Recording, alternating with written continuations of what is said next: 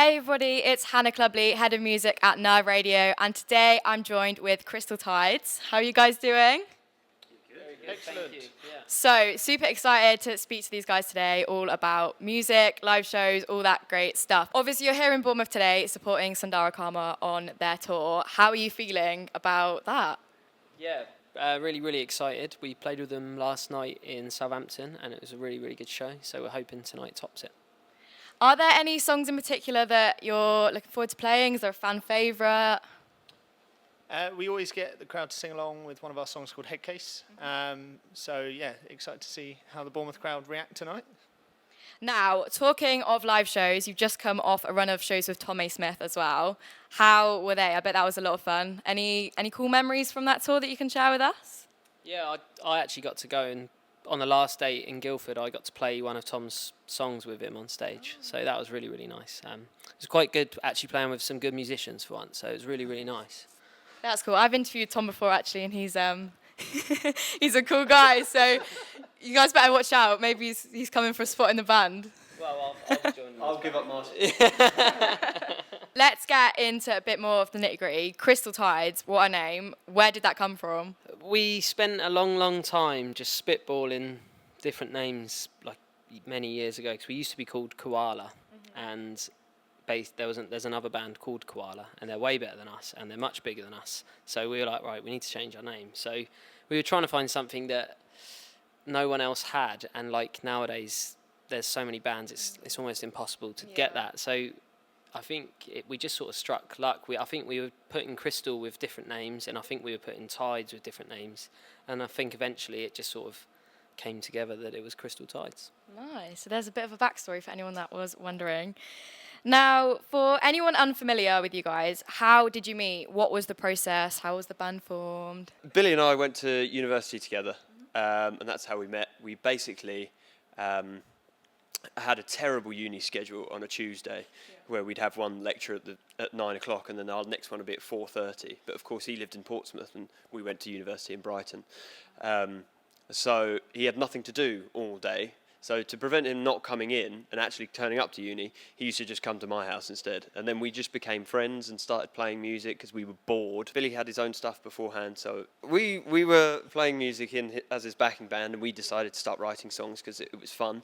And then we played them to some people, and they decided that actually it wasn't so terrible. Went through a couple of members, changed them out. Neil and George played with Billy in previous bands, in supporting other artists and stuff in their backing bands.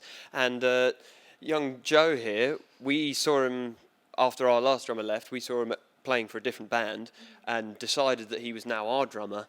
And then, we basically just said he was a session. And then we were like, you can be a session. And then just every gig was a session gig. And then we were like, oh no, you're in the band. What a shame. What a shame. You've got a very indie-driven sound. Who inspires that? Do you have a kind of musician who you all look up to? Is there different people for you guys throughout? Or I think with the writing, we all sort of listen to quite different stuff.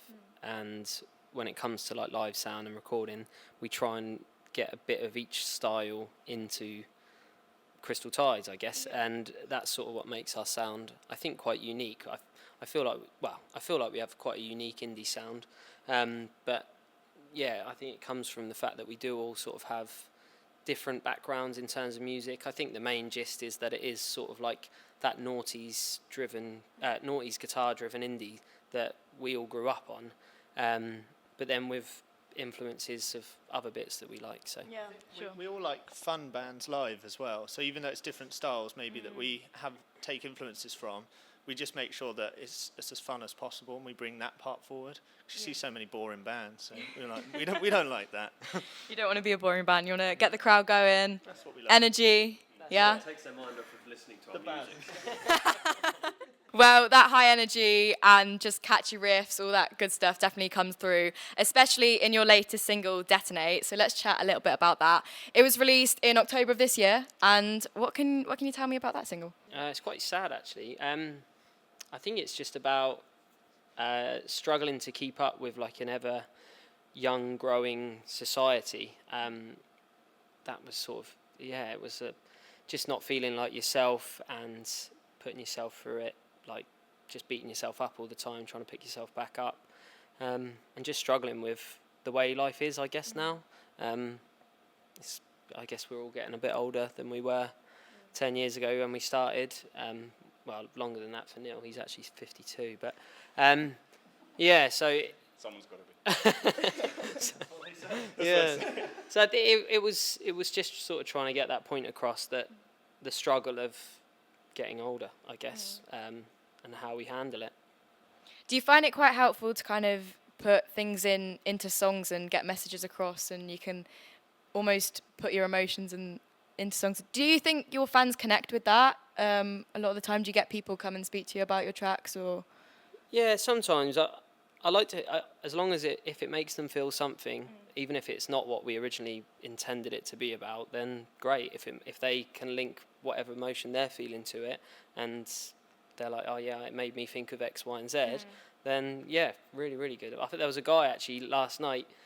He hadn't seen us in Southampton, and he came up to the merch stand. He said, I'm here with my ex-girlfriend. We broke up 4 days ago.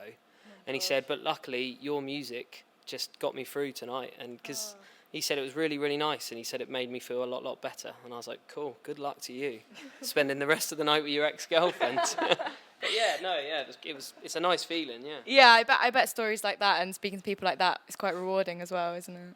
Yeah. Let's talk about the future. You've just been announced to play Victorious Festival, which is super exciting. I know it's a while off yet, but it will come around quicker than we all think. How are you feeling being back on stage, festival season? Yeah, we can't wait. I think especially playing a hometown festival is incredible.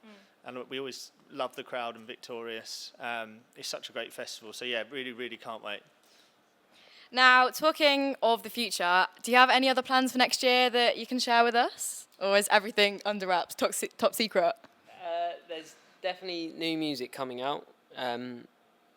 As to when, we're not really sure yet, but there is definitely new music coming. Hoping to hit a lot of festivals next year, sort of as many as we can, but it's great that we got the Victorious one straight out the bat. We have got a big headline show in Portsmouth, our hometown. We announced it very recently, but it sold out in 5 days. Wow. So that was like really, really cool for us. So I imagine there's going to be lots of touring, lots of travelling, lots of gigging, and yeah, loads of new music. Awesome. So thank you so much for joining me today, guys. Stay tuned for everything that Crystal Ties have got to come in the next year, and I hope you enjoy the gig tonight. Thank you.